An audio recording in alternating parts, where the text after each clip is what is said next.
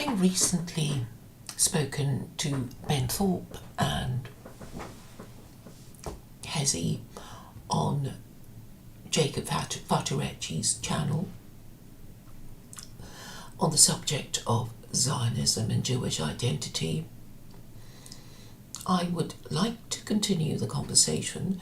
Unfortunately, it was ended because Jacob had to go somewhere else, and Michael Sartori, who was running the stream, had to end it at a certain time.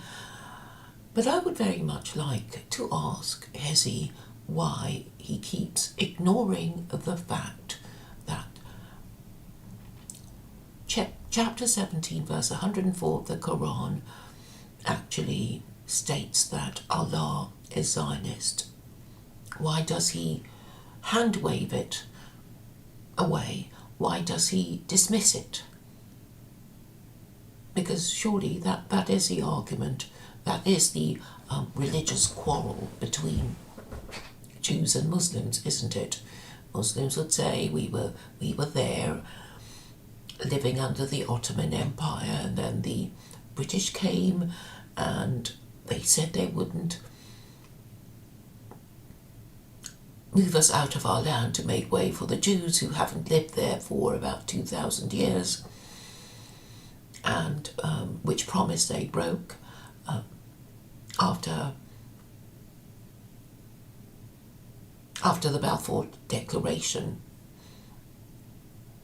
So the fact that there was the Balfour Declaration meant that this was a concern to Arabs at the time, and the fact that this declaration was made is evidence that the British meant to allay the fears of Arabs about Jews being allowed to take over the Holy Land. And obviously after the State of Israel was founded in 1948, it meant that the British were no longer in charge. I suppose we were meant to think that Israel had some sovereignty at the beginning, when probably, in fact, even way back then, they were being controlled by the British and the Americans.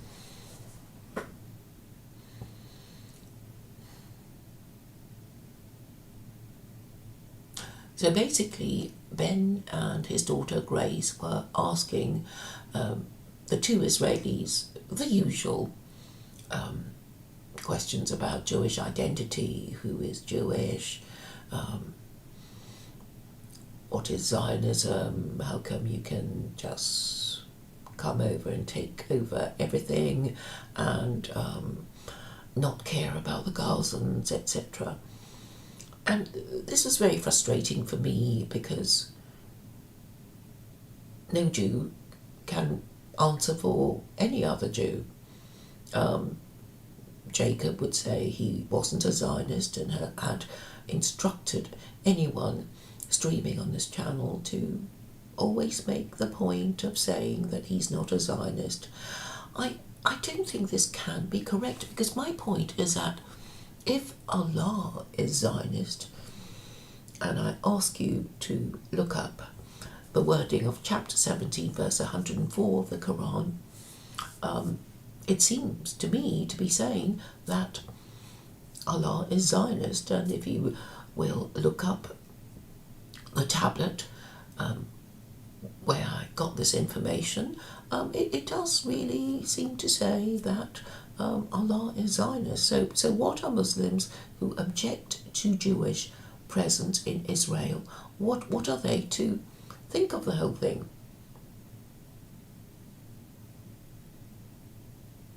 But if these Muslims are really obedient to God, they would have to say, oh well, if Allah is Zionist, who are we to contradict him? That is what I would expect believing Muslims to think. But every time I pointed this out to them, they seem to instantly forget what I say, or after some simple contradiction, saying, oh, it doesn't mean what you think it means, and then they babble on for a bit, and I can never remember what they actually say. Some of them have even made videos about it, and I actually don't understand their explanation. I really don't. And when I try to ask further questions, I am disabled from commenting. So when Hezi waved aside what I was trying to say,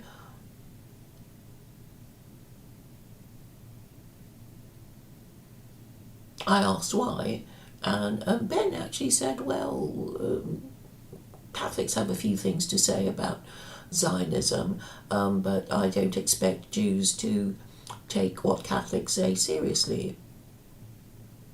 Well, I don't know what Catholics have said about Zionism. From my understanding of the Catholic position, Catholics are not particularly interested in Zionism. But I know Protestants are, simply because, the British Empire was always interested in Israel, and of course Israel would be their most prestigious colony. And after the British Empire collapsed after World War II, the Americans took over, and the Americans are Protestant, and they have created all kinds of stories about Israel, dispensationalism and whatnot. So the received opinion about whether the received opinion is that Protestants are more interested in Zionism and support Zionism more than Catholics. And I think it's just because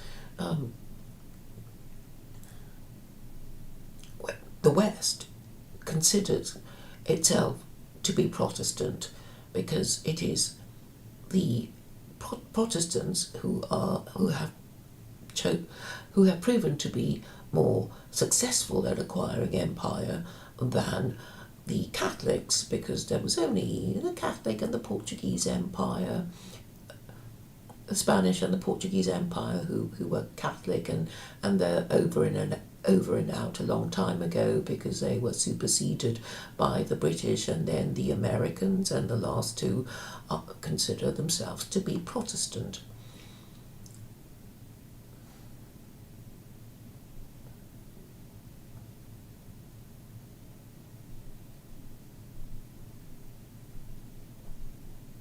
I see a comment, but I must finish my point, and I've already forgotten it. Perhaps I'm a bit tired. Okay, so I want to speak to Hezi about why he keeps dismissing chapter 17, verse 104. Why does he keep doing that? I don't know. Was Ben Thorpe's explanation correct, or maybe he didn't really know about it? I asked him if he'd read the Koran. He said yes. I asked him if he knows about that verse. He said yes, but he hand-waved it away. So Ben was saying, as a Jew, he maybe wasn't going to take anything in the Koran seriously, but I would like to have a conversation with him about that, and he keeps avoiding me. So I hope he will stop doing that, and we can have a proper conversation on my channel. Maybe he has a few problems about being seen to be on my channel, because it would be too direct a way of communicating with me. I don't know. He may have, social and political reasons. I don't know, but I think it would tend to improve Jewish-Muslim relations if he were to join me for a friendly discussion about what certain words mean.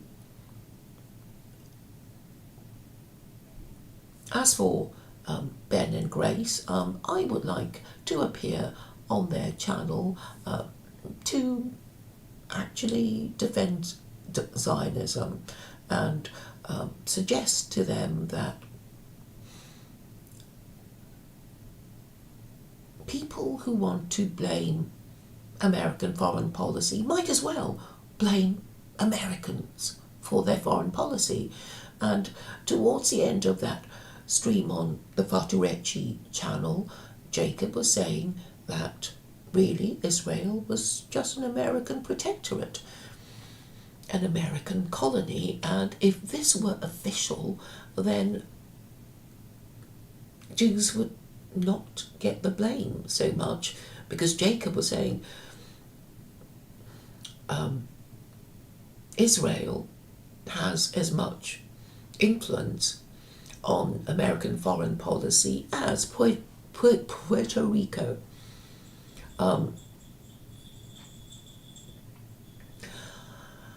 of course this is a controversial statement, because everybody thinks that the Jews control the world. But what I think is also uncontroversial is that America is a global hegemon, and it does control the world with its global media and global finance, and the fact that it's always bullying smaller countries and threatening them with tariffs and even invading them. So why blame the Jews when it's actually the Americans who have the guns and the bombs and aircraft carriers and conduct all the invasions? Yes, if you want to talk about Jews in the Middle East, but they're only acting under Washington's instructions or the US State Department's instructions. So why blame the Jews? And if you really cared about the Gazans, you might as well blame America. And there are plenty of Muslims who live in America. Perhaps they should get some of the blame. Now, what I anticipate people are going to say, Jews would say, well, not all Jews think this or do that. And I'm sure the Americans, when they're being accused of American foreign policy, will say, well, we're just ordinary Americans. We know nothing about neocon wars. We don't quite agree with them. In fact, some of us oppose neocon wars. But what do you expect us to do? We're just, the small man. Nobody cares what we think. We're weak, we're stupid, we don't know anything, and nobody listens to us. That is what I predict they're going to say. But what happens when you get the blame for your group? Perhaps people expect you to do something about the bad behaviour of your group. So are you going to say, oh, well, I'm just a peasant, I complained, I'd have my head chopped off or something by, the local baron or, the king who doesn't like to be criticised. So that would be fair enough. We can sort of understand that, we might be a member of a group whose behaviour is not controlled by us. But maybe you should have some kind of control over your government if you are supposed to enjoy this wonderful thing called democracy. Because really, we're kind of saying to the Jews, well, if you personally are not responsible for the behaviour of the other Jews, shouldn't you at least try to do something about it? That, I think, is the unspoken implication about, whinging about Jews and, targeting Jews and, asking what they think of Zionism and, blaming them for everything. We could do the same thing to Americans too, right? And then what will they say? They'll say, oh, we're just ordinary Americans, our elections are rigged, and you know what happened to poor old Charlie Kirk, just for saying things that suggest that he might not be 100% a Zionist, and, he got shot in the throat. Maybe we, don't want to risk anything ourselves. So, again, there is this problem of what can you do? What can you do if you, as a group, if your ruling classes are tyrannical, incompetent, corrupt? what can you do? And if you're claiming that democracy is the best political system ever, then you are clearly wrong. So I think whether you're American or Jewish, you need to find, to seek, to acquire accountable government, because otherwise you're just saying, I'm just like a snake without a head, right? That's what you're saying. It's like, there's nothing I can do other than to be this body of this snake without a head. There's nothing I can do. But then you're human, and you're expected to have solutions to problems. You can't just throw your hands up in despair and say, that's the end of the matter, I can't do anything. Don't look at me.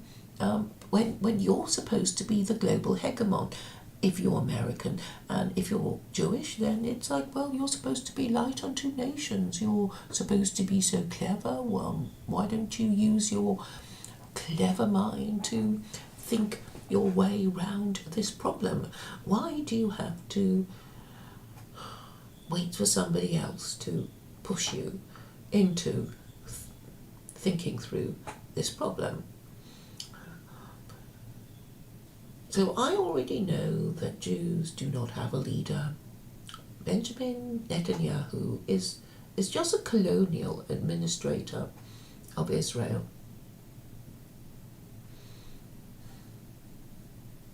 Taking orders from the US State Department. So the ball goes back to America and the ordinary American voter. And, I'm afraid it's, although the American government has cleverly got these rather credulous Jews to go and live in Israel and think they're being oh so holy, what these Jews are doing is just peopling the American colony of Israel and being subject to all kinds of social experiments, such as women in the army, and basically doing what, being a mirror image of American military policy, and also a testing ground for, the latest weaponry, etc. So I don't think they're really that smart.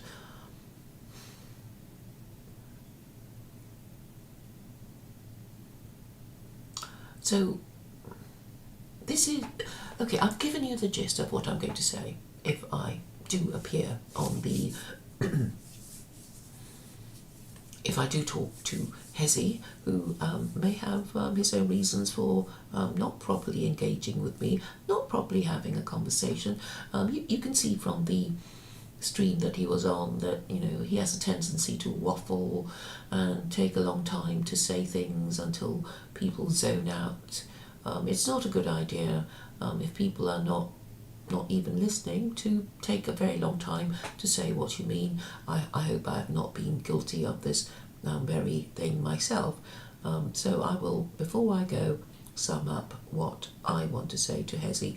I want to talk to Hezi about why he refuses to consider citing chapter 17 verse 104 at Muslims who question Zionism, because if Allah is Zionist, as chapter 17 of verse 104 seems to be suggesting, then why would he as a Jew not want to use this verse in the Koran to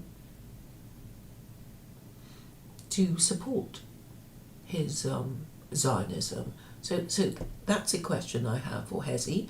And for Coben, I don't quite know, I can't remember a single question he asked other than to, keep suggesting that Jews don't know who they are, Zionism is a bad thing, and that's the 2 points that I can remember about all the words that were said by Ben Maybe he will have his own reasons for not talking to me, but this is what I'm trying to aim. This is what I'm aiming for.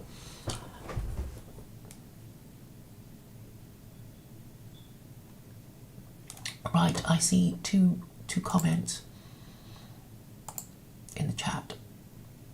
So Teo is telling me off for streaming too much. I probably have. I will. Actually, I have had. I have been eating quite well today. Thank you for your concern, Western Wall Eagle. Good day to you too. Right, I won't say any more other than to say again, I hope to be in communication with Hezi and Ben. But this may not, I may not get my wish, but this is what I'm aiming for. So thank you all for coming by. I hope I haven't been too incoherent and boring, because as Teo has just said, I've been streaming all day and I may not even be making that much sense. But thank you for coming and goodbye.